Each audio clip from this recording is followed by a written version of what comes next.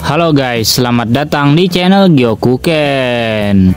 Jadi di video kali ini gua bakalan ngebahas anime Naruto lagi coy. Nah, pembahasan gue kali ini adalah daftar 7 jurus terkuat para Hokage. Setiap Hokage telah jauh melampaui rekan-rekan mereka, dan rekan-rekan mereka menganggap mereka sebagai pemimpin terkuat dalam seri Naruto. Puncak kekuatan, keuletan, dan jutsu yang sangat kuat memberi Hokage tempat mereka dalam seri ini.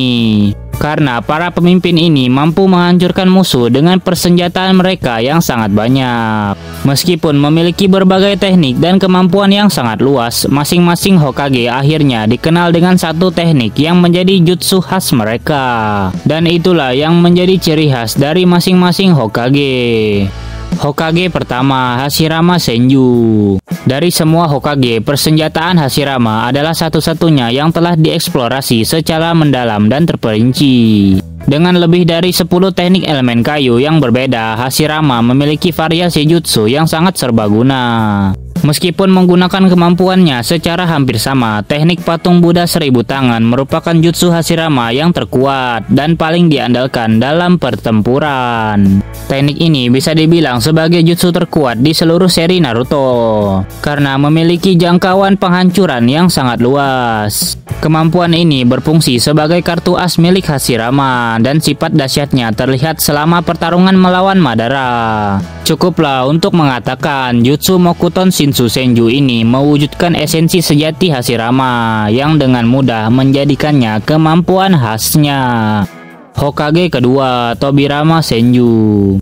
Sebagai jenius Konoha, Tobirama dianggap sebagai penemu sejumlah teknik terlarang Konoha. Meskipun telah menciptakan teknik-teknik ini, ia tidak pernah terlihat menggunakannya dalam pertempuran. Satu-satunya teknik yang digunakan Tobirama adalah jutsu naga air versinya. Teknik ini awalnya membutuhkan 40 segel tangan yang menjadikannya jutsu paling rumit pada masanya. Tobirama Senju mampu menciptakan kembali teknik ini dengan menciptakan versi yang hanya membutuhkan 13 segel tangan, sehingga meningkatkan efisiensi beberapa kali lipat. Jutsu naga air berfungsi sebagai penangkal sempurna terhadap jutsu bola api milik Uchiha, menjadikannya satu-satunya pilihan logis yang dapat diandalkan oleh Tobirama. Hokage ketiga, Hiruzen Sarutobi. Hiruzen Sarutobi dianugerahi gelar profesor, julukan yang berasal dari pengetahuannya tentang setiap jutsu di desa Konoha. Namun pengetahuan yang luas ini mengakibatkan Hiruzen mengandalkan berbagai teknik, membuatnya cukup sulit untuk menentukan satu gerakan khasnya. Kurangnya adegan pertarungan dalam serial tersebut juga tidak membantu kasusnya, karena satu-satunya pertarungan yang menonjol adalah melawan Orochimaru selama ujian Chunin. Berdasarkan pertempuran tersebut, teknik Hiruzen yang paling dapat diandalkan adalah pemanggilannya Raja Monyet Enma, sebuah kemampuan yang menambahkan sekutu yang sama kuatnya ke medan perang. Monyet Enma berfungsi ganda sebagai tongkat berakal yang dapat digunakan Hiruzen sebagai senjata, membuat pemanggilan ini cukup serbaguna dalam pertempuran. Ketergantungannya pada Monyet Enma menjadikan teknik pemanggilan ini sebagai jutsu andalannya. Hokage keempat, Minato Namikaze. Minato Namikaze dikenal sebagai si kilat kuning dari Konoha, dan julukan ini merupakan hasil dari teknik khasnya jurus Hiraishin. Meskipun awalnya milik Hokage kedua, jutsu Hiraishin ini sangat erat kaitannya dengan Minato. Dan memang demikian karena usahanya untuk menyempurnakan teknik tersebut menjadi teknik yang sangat kuat. Teknik ini meninggalkan segel pada objek apapun secara permanen, dan penggunanya dapat berteleportasi ke segel ini secara instan sesuai keinginannya. Teknik ini meniadakan jutsu sensorik dan pelacakan, yang berarti musuh sepenuhnya tidak berdaya. Keberhasilan Minato sebagai Hokage keempat sebagian besar dapat dikaitkan dengan Hiraishin, dan penggunaan teknik ini secara terus-menerus membuatnya dianggap sebagai jutsu khasnya.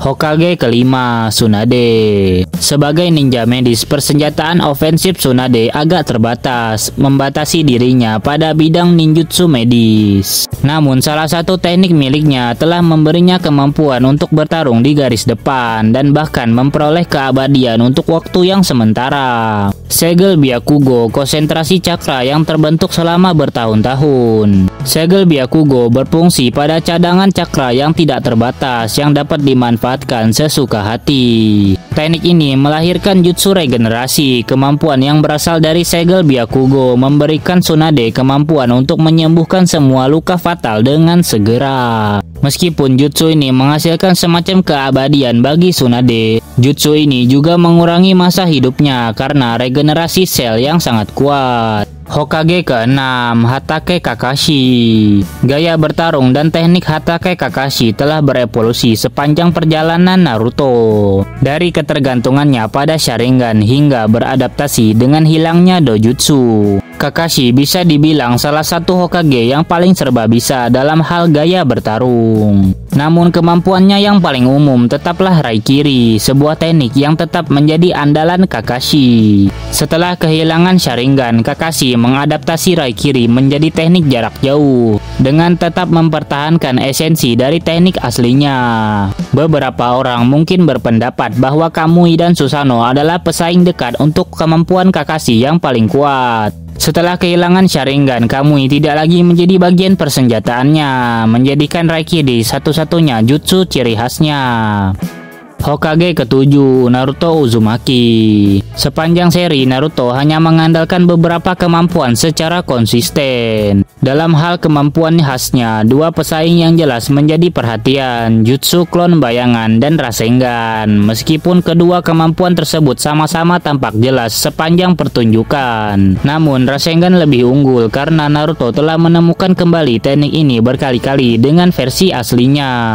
Oh ya, jutsu terkuat milik Naruto adalah Rikudo Cho Odama Rasen Shuriken. Bisa dibilang jutsu ini adalah yang terkuat karena hanya muncul sekali ketika Naruto melawan Sasuke di pertempuran terakhir mereka. Jutsu ini dikeluarkan ketika dia dalam mode Rikudo dan telah mengumpulkan banyak sekali cakra alam menggunakan klon bayangan Kurama dan dirinya. Dan itulah mengapa Rikudo Cho Odama Rasen Shuriken ini bisa dibilang adalah jutsu terkuat milik Naruto. Ya, berakhir sudah pembahasan kita mengenai daftar 7 jurus terkuat para Hokage. Kalau ada yang kurang silahkan komen di bawah. Oh ya, Mimin mohon maaf kalau ada salah kata dan kekurangan dalam konten ini. Dan terima kasih yang udah menonton sampai habis.